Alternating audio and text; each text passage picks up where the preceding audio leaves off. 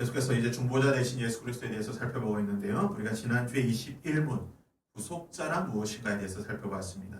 하나님이 선택한 자를 하나님의 선택받은 예정된 자를 하나님께서 구원하실 때에 그 구원할 자가 누구이신가? 이 질문에 대한 답변이죠. 하나님이 선택한 자의 유일한 구속자는 주 예수 그리스도이신데 그는 하나님의 영원한 아들로서 사람이 되어 그렇게 계셨고 영원히 구별되는 두 본성과 한 위격으로 그때부터 앞으로도 계속 하나님이면서 사람이십니다 라고 기록하고 있습니다.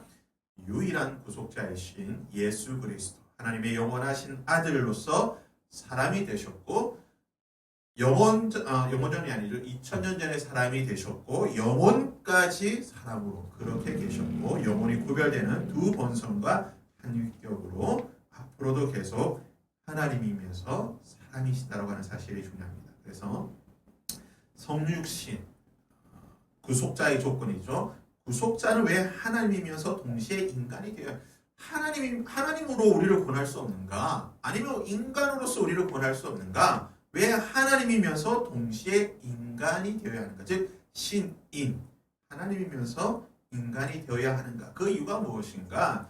즉 인간이어야 되는 이유는 무엇입니까? 인간으로서 모든 것을 다 겪으셔야 한다는 거죠. 즉 우리를 구원하시기 위해 우리 인간이 겪고 있는 모든 고통, 그 고통의 최절정은 바로 죽음이죠. 우리 인간이 겪을 수 있는 모든 고난과 고통을 겪으셔야지만 우리를 구원해 줄 수 있다는 것. 우리의 모든 고통을 아시고 이해하시고 그 고통에서 우리를 구원해 줄 수가 있는 겁니다. 그렇다면 왜 하나님으로서 우리를 구원하셔야 되는가? 인간은 죄의 문제, 즉 죄로 말미암은 죽음의 문제를 해결할 수 없다는 거죠. 그래서 이 사망을 이길 수 있는 유일한 존재가 누구입니까? 하나님이시라는 거죠. 그래서 인간이면서 사람이어야 하지만 우리 인간을 구원할 수 있는 구속자가 될 수 있다는 겁니다. 그래서 조금 세부적으로 설명하면요. 저는 계속 설명했지만 인간으로서 우리는 인간을 사랑하셨고 우리를 향한 그 사랑이 말이 아닌 행동으로 표현하시게 되는 거죠. 이것이 바로 성육신인 거죠. 그냥 단순히 내가 너희를 사랑한다, 내가 너희를 구원할 것이다 말씀하신 것이 아니라 인간으로 오심으로써 인간의 몸을 입으심으로써 즉 행동으로 우리에게 보여주신 겁니다. 이것이 바로 하나님의 사랑이 가지는 가장 위대한 특징이죠. 이 세상 어떤 종교도 신이 인간의 밑으로 내려온 적은 없습니다. 불교든 이슬람이든 또는 조로아스터교든 또는 힌두교든 이 세상 그 어떤 종교도 신이 인간의 위치로 내려온 종교는 없습니다. 오직 기독교가 유일한 거예요. 하나님께서 우리 인간의 즉 우리 눈높이에 맞추셨다는 거예요. 그래서 하나님의 사랑을 이렇게 표현하고 싶습니다. 눈높이 사랑이다. 우리 눈에 맞추시고 높은 곳에 계신 것이 아니라 낮고 낮은 이곳에 오셔서 우리의 눈을 맞춰주신 이것이 이 하나님 눈높이 사랑의 최절정이 무엇입니까? 바로 십자가에서 우리의 눈을 맞춰주신 십자가 강도의 눈을 맞추시고 그를 구원해 주셨다는 그 모습을 통해서 예수님은 우리의 눈을 맞춰주시고 우리 눈높이에서 우리의 모든 것들을 감당하시고 우리를 구원해 주셨다라고 이야기할 수가 있겠습니다. 그래서 하나님으로서 인간의 죄를 대신 지고 죄에 버린 사망을 이겨야 하는데 인간으로서는 하나님의 진노와 사망을 이길 수가 없습니다. 그래서 이 죄의 문제를 해결할 수 있는 건 하나님밖에 없다는 거죠. 왜냐하면 죄를 용서해 주는 분도 하나님이시니까. 죄를 용서하는 것도 신적인 존재만 할 수 있는 거고 죄의 결과인 죽음의 문제도 해결할 수 있는 것이 신적인 존재만 할 수 있기 때문에 하나님으로서 이 땅에 오셔야 된다는 겁니다. 그런데 초대교회 때부터 지금까지 마찬가지지만 신인 이제 계속해서 다루겠지만 이 신인 양성의 문제에 있어서 가장 논란이 되는 게 뭐냐면 신이라는 거는 대체로 이해를 해요. 신적인 존재라는 사실에 대해서는 예수님께서 하나님의 아들이시다, 신이시다라고 하는 것에 대해서는 거의 대부분의 2000년 교회 역사 가운데 이것을 크게 부정했던 이단은 별로 없습니다. 근데 어디서 항상 부정하고 이단이 되느냐? 예수님이 인간이시다라고 하는 이 인성의 문제에서 항상 걸리는 거예요. 조금 뒤에 다시 한번 보겠습니다. 세상의 종교는요, 신이 인간에게 오지 않습니다. 그냥 신끼리 살고 있는 거예요. 소위 말하는 이제 그리스 로마 시내에 보면은 올림푸스 산에서 신들의 산이라고 하죠. 신계에서 그냥 신끼리 살고 있습니다. 그리고 인간이 신에게 가기 위해서는 자신의 한계를 초월해야 되는 거예요. 그래서 이제 불교 같은 경우는 뭡니까? 해탈을 해야 되는 거죠. 명상을 통해서 부처라고 하는 깨달은 자가 되어야 된다는 겁니다. 그래서 세상의 모든 종교는 신이 인간에게 오지 않습니다. 인간이 직접 찾아가야 되는 거고, 신은 신끼리 있는 곳에 그냥 그곳에 가기 위해서 인간이 온갖 수단과 방법을 다 동원해야 되는 거고, 그것을 하지 못하면은 그냥 신한테 가지 못하는 거고, 그것을 하게 되면은 신일 합의를 해서 내가 신적인 존재가 된다든지 또는 뭐 극락의 세계에 머문다든지 뭐 그렇게 된다는 거죠. 성경은 오직 사랑이 하나님께서 사랑하셨어. 이 사랑이라는 게 체율이죠. 체율 뭡니까? 우리와 같은 모습으로 오셔서 우리의 모든 것을 육신으로 다 감당하셨다. 체울하셔서 이 모든 것을 해결하셨다는 겁니다. 이제 왼쪽에 보면요, 이게 이제 그리스 올림푸스 산이라고 합니다. 올림푸스 산이고요. 오른쪽에 이제 소위 말하는 이제 히말라야 산인데 힌두교에서 가장 성스러운 산이라고 불리는 가장 성스러운 산. 이곳에 이제 신들이 있다고 합니다. 이곳에 이제 신들이 머문다고 생각하는데 인간이 이곳에 찾아가야 되는 거예요. 세상의 모든 종교들이 보면 거의 대부분의 종교들에는 이제 산이 있습니다. 소위 말하는 이제 성스러운 산이죠. 우리나라도 있죠. 우리나라도 그 만이산입니까? 그 산에서 이제 그 장군이 이렇게 제사를 드렸다고 하고, 뭐 백두산이 우리의 뭐 고룩 뭐 영지라고 이렇게 영산이라고 불리기도 하고요. 일본 같은 경우는 이제 후지산. 참 이제 산이 어떤 신들이 내리는 그런 장소로 생각하게 되는데, 그래서 이제 산에 신들이 살고 있고 우리 인간이 그 산에 올라가야 돼. 신을 만나기 위해서 가야 되는데 성경은 그렇지 않습니다. 성경은 뭡니까? 하나님께서 찾아오시죠. 하나님께서 산으로 찾아오십니다. 내가 너희를 만나러 가겠다. 내가 신의 산이라는 곳으로 내려가서 너희들을 만나겠다. 그러니까 하나님께서는 우리를 찾아오시는 분이라는 거예요. 기독교와 세상 종교의 가장 큰 차이가 뭐냐? 세상 종교는 우리가 찾으러 가는 거고 기독교는 하나님이 우리를 찾아오시는 종교. 이것이 가장 큰 차이라고 할 수가 있습니다. 중요한 것은 예수님의 인성이 지금도 그렇게 하신다는 거예요. 왜 예수님은 지금도 하늘에서 인성을 입으시고 계신가? 이게 중요한 질문입니다. 하늘에 계신 지금 하나님 보좌 우편에 앉아 계신 예수님의 상태가 어떤 상태일까요? 지상에 계실 때는 성육신하셔서 지상에 계실 때는 인성과 우리의 육체와 신성을 가지신 신인, 인성과 신성을 완벽하게 가지신 존재로 계셨는데 하늘에 계신 예수님, 지금 하나님 보좌 우편에 계신 예수님은 어떤 존재일까요? 인성을 가지고 계실까요? 아니면 인성은 안 갖고 신성만 가지고 계실까요? 굉장히 이제 신학적으로 중요한 논쟁의 문제인데요. 전통적인 신학의 교리에서는 하늘에 계신 지금 하나님 우편에 앉아 계신 예수님은 여전히 신인, 인성과 신성을 함께 가지고 계시다고 고백하고 있습니다. 왜 그러냐? 만약에 33년만 이 땅에서 십자가만을 감당하기 위해서 그냥 인성을 가지셨다고 한다면 그 하나님의 사랑 그냥 단편적으로, 왜냐하면 그냥 잠시 구원하기 위해서 영원의 그 시간 속에서 잠시 우리를 구원하기 위해서 육체를 입으신 것밖에 안 되잖아요. 하나님의 사랑이 영원한 사랑이 아니라는 겁니다. 또 한 가지는 뭐냐면 예수님의 그 부활이 과연 우리가 사모할 수 있는, 우리도 저렇게 될 수 있을 것이라고 하는 어떤 경외함을 가지는 그러한 부활이 되지 못한다는 거예요. 지금 예수님이 부활하셨는데요. 예수님의 그 부활하신 몸이 우리와 같은 몸인가? 우리가 이 문제를 한번 생각해 봐야 됩니다. 지금 예수님이 부활하셔서 하나님 우편에 계신데 소위 말하는 이제 부활체라고 하죠. 표현에 따라서 뭐 영체라기도 하고 그러는데 일반적으로 이제 부활체라는 표현을 쓰게 됩니다. 예수님이 부활하신 그 부활체는 어떤 상태입니까? 굉장히 신비로운 상태입니다. 일단 확실한 것은 우리와 같은 육신의 상태입니다. 왜냐? 예수님께서 부활하시고 난 뒤에 제자들과 뭘 드셨습니까? 함께 식사를 하셨죠.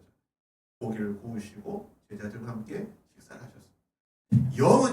영은 먹지를 못하죠. 예수님 말씀하셨죠. 영은 만질 수 없으나 보라 나의 손과 발을 참 옆구리를 만져보라. 예수님이 육체를 육체적으로 부활하신 거예요. 육체를 가지고 계십니다. 근데 그 육체가 그 부활하신 그 부활의 몸이 즉 우리의 몸과는 전혀 다른 차원이 다른 몸이죠. 왜 다릅니까? 예수님이 뚫고 지나갔잖아요.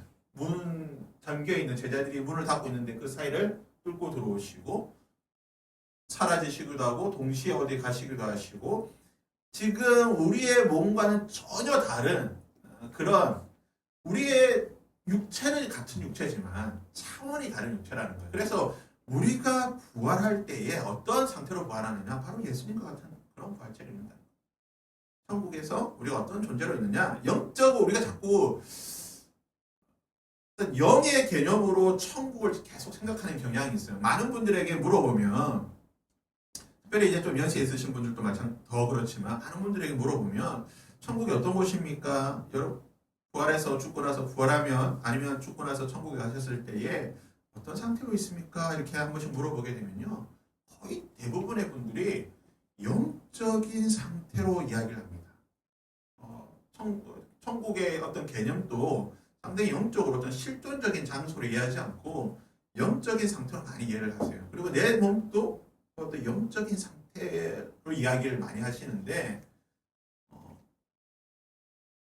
그것은 계시록에서 말하고 있는 천국과 계시록에서 말하고 있는 우리가 천국에 있을 때의 심판 후에 우리가 있게 될 어떤 그런 상태 또는 예수님이 보여주신 부활의 모습으로 본다고 한다면 전혀 아니죠. 우리는 분명한 것은 천국은 실존적인 제가 자주 말씀드리지만 우주 어딘가에 분명히 한 공간이 있습니다. 지구처럼 분명한 공간이 있습니다. 왜냐? 그렇지 않다고 한다면 천국이 뭐 관념 속에 생각 속에 어떤 영적인 게 만질 수 없는 존재가 아니라고 한다면 계시록에 보면 분명히 이야기하고 있잖아요. 그곳에는 먹을 것이 있고 생명수가 흐르고 하나님의 보좌가 있고 건물들이 있는 어떤 실존적인 장소로 성경은 분명히 이야기하고 있기 때문에 천국은 실존적인 장소이고 우리의 몸도 어떤 영적으로 만질 수 없는 그런 뭐 신기루 같은 그런 존재가 아니라 예수님과 같이 분명한 육체를 가진 그러나 시공간에 대해서 초월할 수 있는 그런 분명한 존재라고 하는 사실을 기억해야 된다는 거죠. 그래서 우리의 구속자 되신 예수님께서는 영과 육을 함께 가지고 계신 이 땅에 성육신 하시기 전에는 영적인 존재로 계셨지만 성육신 하시고 난 뒤부터는 영원토록 영과 육을 함께 가지신 존재이시다라고 우리는 이해를 해야 되는 것입니다. 자, 22번 그러면 어떻게 그렇게 되셨나? 자, 질문이 이겁니다. 22번은 하나님의 아들이신 그리스도께서 어떻게 사람이 되셨는가? 즉 어떻게 성육신 하셨는가인데요. 답변은 이렇죠. 하나님의 아들 그리스도께서 사람이 되신 것은 성령의 권능으로 참 몸과 이성적인 영혼을 취하셔서 처녀 마리아의 복중에 잉태되어 나셨으나 죄는 없으십니다. 빨간 걸로 해놨죠. 사람이 되신 것은 첫 번째 성령의 권능으로 되셨고 두 번째는 뭡니까? 참 몸과 완전한 완벽한 육체, 인성과 이성적인 영혼, 완전한 완벽한 신성을 가지신 존재로 태어나셨고 처녀 마리아의 복중에 잉태되셨으나 죄는 없으신 그러한 존재로 태어나셨다. 이것을 성경에서 보게 되면요. 히브리서 2장 14절에 자녀들은 혈과 육에 속하였음에 그도 또한 같은 모양으로 혈과 육을 함께 지니심은 죽음을 통하여 죽음의 세력을 잡은 자고 마귀를 멸하시며 즉 예수님께서는 혈과 육 우리와 똑같은 인성을 가지시고 이 땅에 오셨다는 거죠. 육체적 존재로 오셨다는 것을 말하고 있습니다. 누가복음 1장 27절과 31절에 다윗의 자손 요셉이라 하는 사람과 약혼한 처녀에게 이르되 그 처녀의 이름은 마리아라. 보라 내가 잉태하여 아들을 낳으리니 그 이름을 예수라 하라. 처녀 마리아를 통해서 예수님께서 육체적인 존재로 오셨다. 히브리서 4장 15절에 우리에게 있는 대제사장은 우리의 연약함을 동정하지 못하실 리가 아니요 모든 일에 우리와 똑같은 시험을 받으시니로되 죄는 없으시니라. 우리와 똑같은 시험을 받으셨다. 그래서 우리의 어떤 육체적 우리의 모든 우리의 육체적 어떤 그런 고난과 또는 희노애락의 모든 것들을 예수님은 다 감정을 겪으셨다라고 성경은 분명히 가르쳐주고 있습니다. 참 몸과 이성적인 영혼입니다. 예수님은 우리와 똑같은 인성으로 오셨으며 즉 우리가 몸으로 겪는 모든 것을 겪으셨다는 거예요. 춥고 배고프고 졸리고 피곤하고 또는 지치기도 하고 힘이 나기도 하고 식사하시면 힘이 나시고 모든 것을 겪으셨다는 겁니다. 굉장히 중요한 거죠. 예전에 이제 그렇죠. 뭐 어린 시절에 보면 막 연예인들 보면 연예인들 화장실도 안 갈 것 같고 밥도 안 먹을 것 같지만 똑같지 않습니까?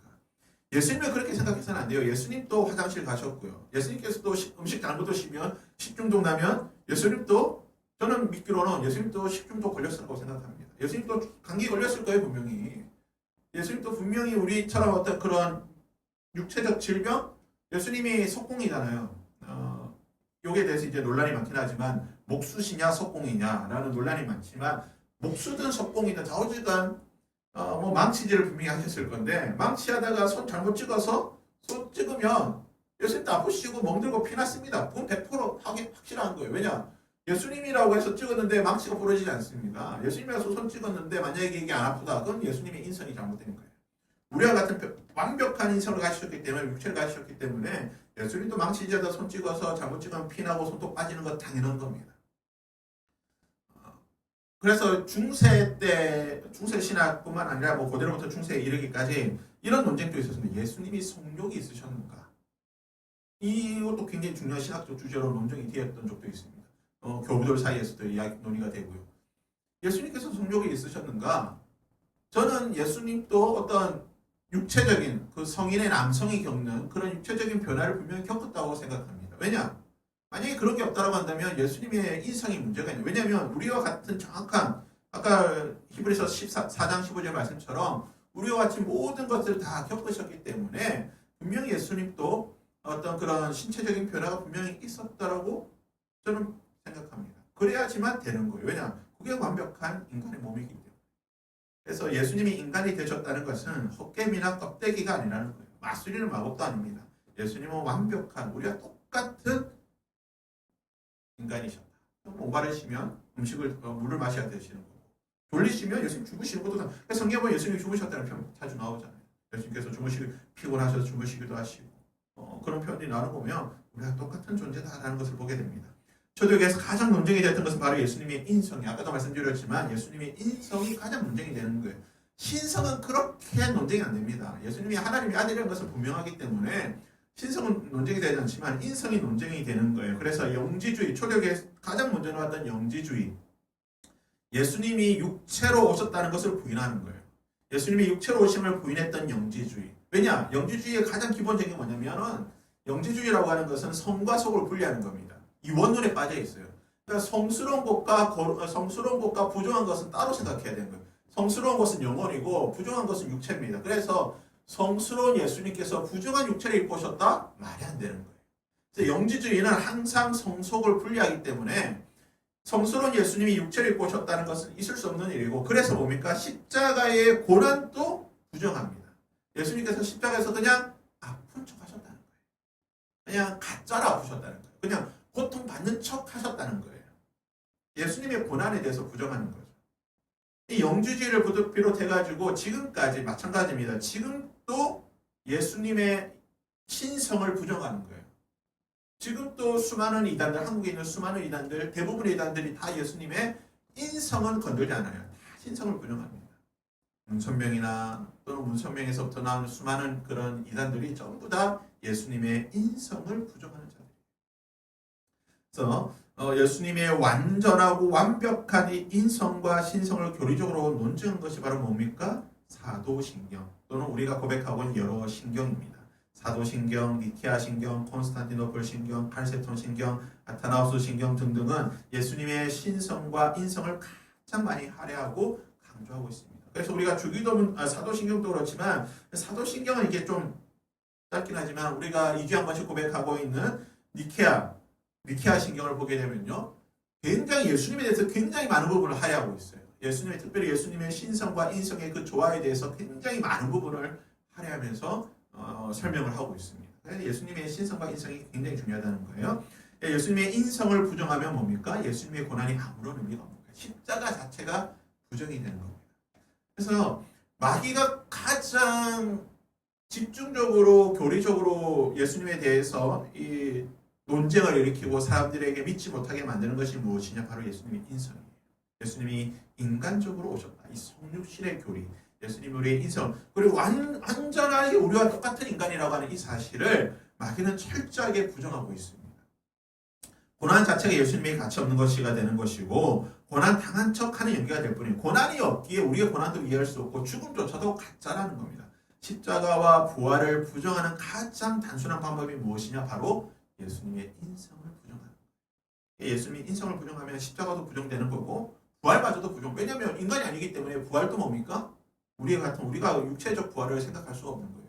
육체를 안 입으셨기 때문에. 그러니까 모든 것이 다 부정되는 거예요.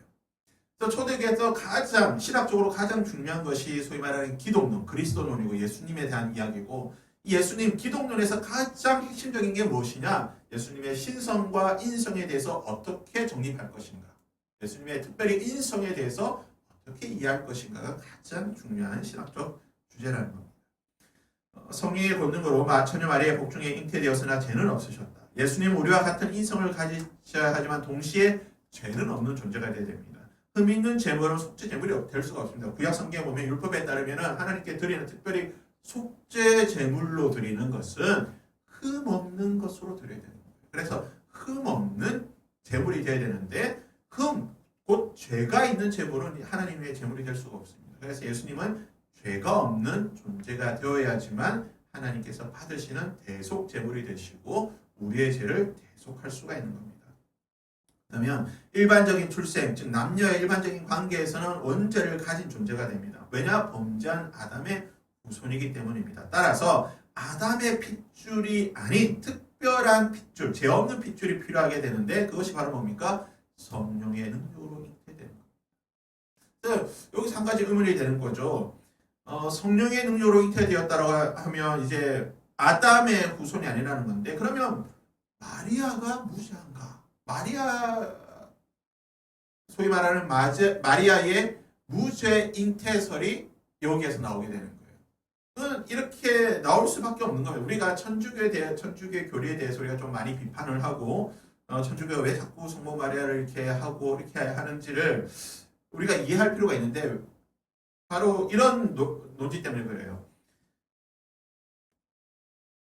원죄 없으신 예수님이 되셔야 되는데 원죄라고 하는 것은 남자와 여자의 관계 속에서 원죄가 나온다고 한다면 성령의 능력으로 잉태되었으면 만약에 마리아가 죄가 있다라고 한다면 예수님의 원죄가 될 수 있는가? 원죄 없으심이 무죄한 것이 과연 무죄할 수 있는가? 왜냐? 마리아는 죄가 있는 존재인데 죄 있는 마리아를 통해서 예수님이 태어나셨다고 한다면 예수님도 마리아의 죄를 가져야 되는 게 아닌가라고 하는 그런 신학적인 의문이 생길 수가 있는 거죠.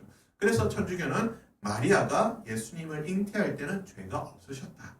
죄가 없는 존재였다. 무죄 잉태설을 주장하게 되는 거고 이것이 발전해서 마리아는 영원토록 평생 처녀였다. 죄가 없는 존재였다라고 이야기하게 되는데 이것에 대한 신학적 답변이라고 한다면 이렇게 답변할 수가 있겠죠. 성경의 이 원리에 따르면 아담의 핏줄, 아담의 그 후손, 즉 남자로 통해서 오는 일반적인 남녀관계에서 남자로 통해서 올 때에는 죄를 가진 존재라고 한다는 거예요. 그래서 죄의 유전은 누구한테 오는가? 이런 신학적이나 또는 성경적인 원리에서 보면 남자를 통해서 가게 되는 거예요. 그러니까 여자는 크게 상관이 없어요. 여자는 상관이 없고 아담이라고 하는 죄를 물론 아담과 하와가 다 죄를 지었지만 그 죄의 근본적인 원인을 제공했던 아담이 이 원죄의 대상이 되는 거고 아담의 후손인 이 모든 사람들이 다 죄를 가졌다. 어차피 남녀 관계를 통해서 자녀가 태어나기 때문에 아담의 후손인 아담을 통해서 남자를 통해서 오는 모든 존재는 죄를 가진 존재일 수밖에 없다라고 이해를 하게 됩니다. 만약에 이런 이해가 되지 않는다고 한다면 마리아의 무죄 잉태가 우리가 고백해야 되는 거예요. 우리가 믿을 수밖에 없는 거죠. 왜냐? 마리아가 죄가 없어야 되는 거죠.